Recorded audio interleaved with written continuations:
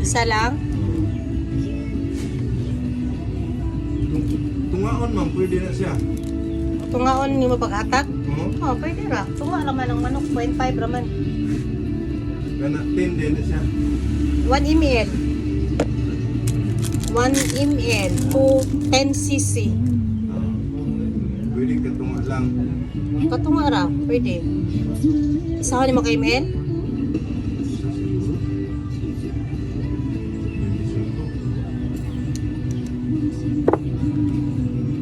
.5 raman ang manok. Tunga na na. Baliduhan ni siya ka manok.